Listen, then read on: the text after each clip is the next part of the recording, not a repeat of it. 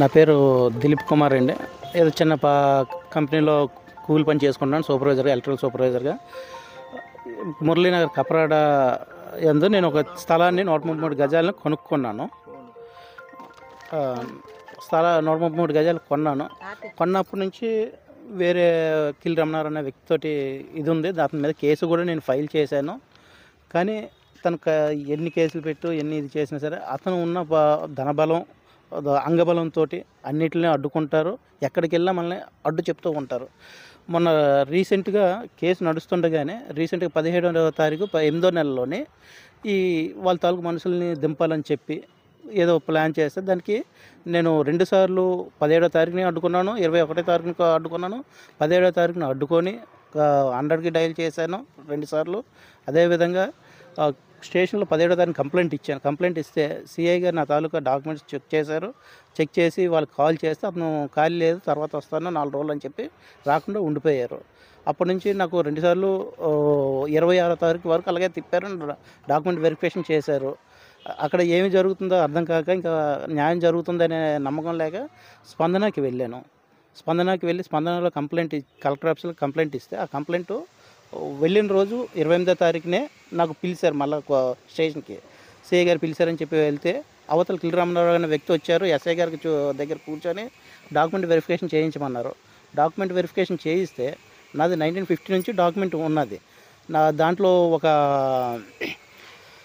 ఏదైతే వీలునామా ఉందో దాని గురించి అతను ఐడెంటిఫై చేసి ఏదో తప్పని అంటే, లేదంటే అది కోర్టులో కూడా మార్క్ అయ్యింది, అదే నా కిల్ రామరావు మీద కూడా గెలుచుకున్న ఇది ఉన్నది దానికి అని కూడా ఎవరించడం చెప్పడం జరిగింది. అదేవిధంగా అతని తాలూకు డాక్యుమెంట్ వెరిఫై చేస్తే 1984 వరకే ఉంది.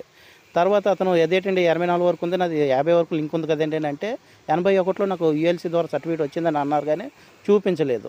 నాకు ఎందుకు డౌట్ వచ్చి 81లో నీకు యుఎల్సి వస్తే మరి లింక్ అనేది 81 వరకు ఎక్స్టెన్షన్ ఉండాలండి, అది లేదు అనేవి కూడా సిఏ గారికి వివరించడం జరిగింది. దాంతోపాటు అతని డాక్యుమెంట్లోని పిత్రాజితంగా వచ్చింది, కానీ అతను చూపెడుతున్న యుఎల్సి డాక్యుమెంట్లోని తల్లిగారి ఆస్తి కింద ఉంది. తల్లిగారి ఆస్తిని పిత్రాజితంగా తను ఎలా రాసుకుంటాడో ఎలా కొనుక్కుంటాడో అనేది నాకు అర్థం కాక ఎస్ఐ గారిని అడిగాను.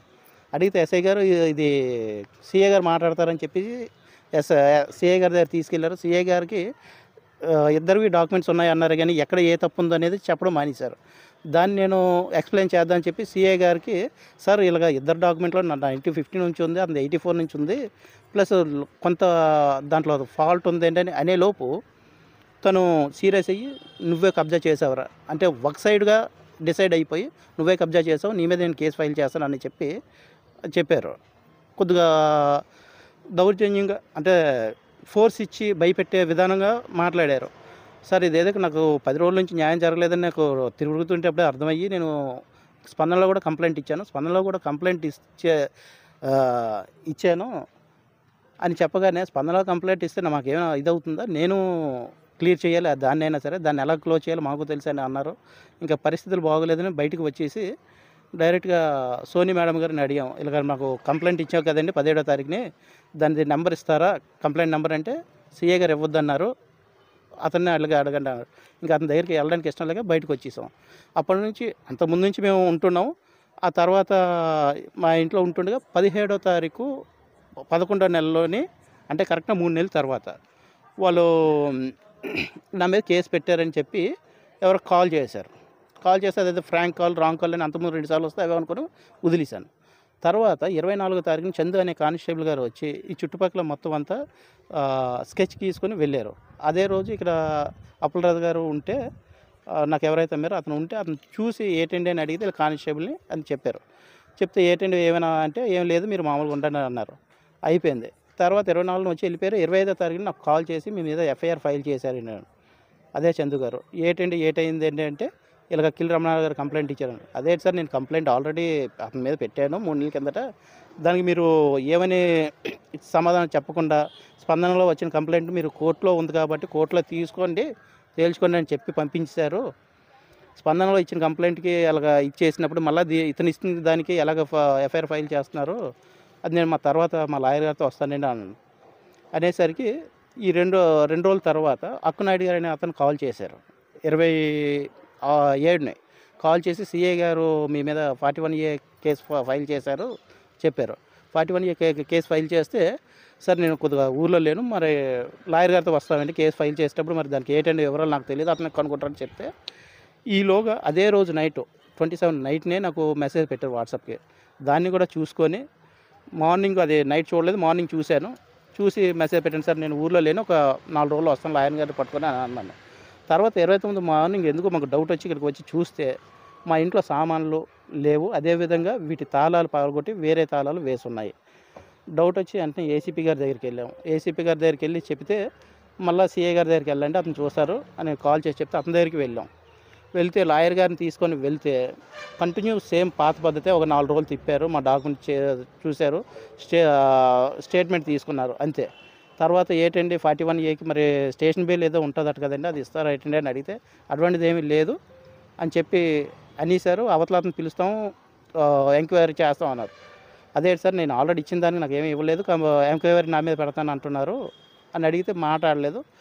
వచ్చేసి మళ్ళీ స్పందనలో ఇచ్చాను. మళ్ళీ స్పందనలోనే 2వ తారీఖున ఇస్తే దాని నుంచి మళ్ళీ ఏసీపీ గారికి రాశారు. ఏసీపీ గారి దగ్గరికి వెళ్ళి మాట్లాడాం, సార్ ఇది పరిస్థితి మీరు చెప్పారని వెళ్ళాము, వెళ్తే అక్కడ ఎటువంటి ఇది జరగలేదు అంటే, అదే టైంలో సీఏ గారు కూడా వచ్చారు. వచ్చి మొత్తం అంతా వీడు ఫ్రాడ్ చేశారండి, వీళ్ళదే ఇదిగా ఉన్నది, ఏదైతే వీలునామా ఉందో వీలునామా మీదే అని చెప్తున్నారు. సార్ వీలునామా అనేది స్టాంపింగ్ అయింది, కోర్టులో స్టాంపింగ్ అయింది అని అడగడానికి ఏమీ ఇది లేదు అన్న విధంగా మాట్లాడితే, లేదండి వీళ్ళే కబ్జా చేశారని చెప్పి అక్కడ ఇదిగా మాట్లాడారు. మాట్లాడి ఏదో రెవెన్యూ డిపార్ట్మెంట్కి దేనికో ఇదికి పంపిస్తున్నారు, ఏటైందో తెలియదు, ఇంతవరకు ఇది అవ్వలేదు. తర్వాత ఏసీపీ గారిని ఒక మాట అడిగాం, సార్ మా సామాన్లని బయట పడేసారు, ఇదిగండి ఫోటోలు, మరి మాకు మా సామాన్లు మేము లోపల పెట్టుకుంటాము ఏంటి అంటే, ఆడింట్లో కాడ వెళ్ళిపోయాడువే, నువ్వెలా పెడతావు అనే టైప్లో ఏసీపీ గారు ఒక మాట అన్నారు. ఇంకా ఏటి చేయాలి ఏంటి అనేది అర్థం కాక మొన్నటి వరకు తిరిగి ఆఖరి సిపి గారికి కూడా డైల్ యువర్ సిపి అనే నెంబర్కి కాల్ చేసాం.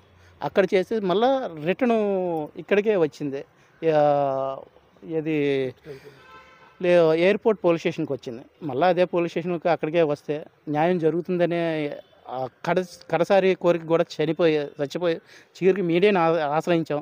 దీనికి అతనికి ఉన్న అందబలం, అగ్గబలం, అదేవిధంగా పొలిటికల్ బలం ఉందో ఏదో పోలీసుల సపోర్ట్ అయితే ఉన్నది అనేది క్లియర్ కట్గా అర్థమైంది. మరి పొలిటికల్ సపోర్ట్ ఉందో ఏదుందో అతను ఏ విధంగా వెళ్తున్నాడో అర్థం కావట్లేదు.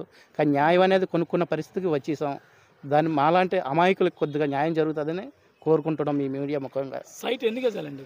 133 గజాలు సార్. 133 గజాలు. ఇప్పుడు మీకు కావాల్సిన న్యాయం ఏంటి సార్?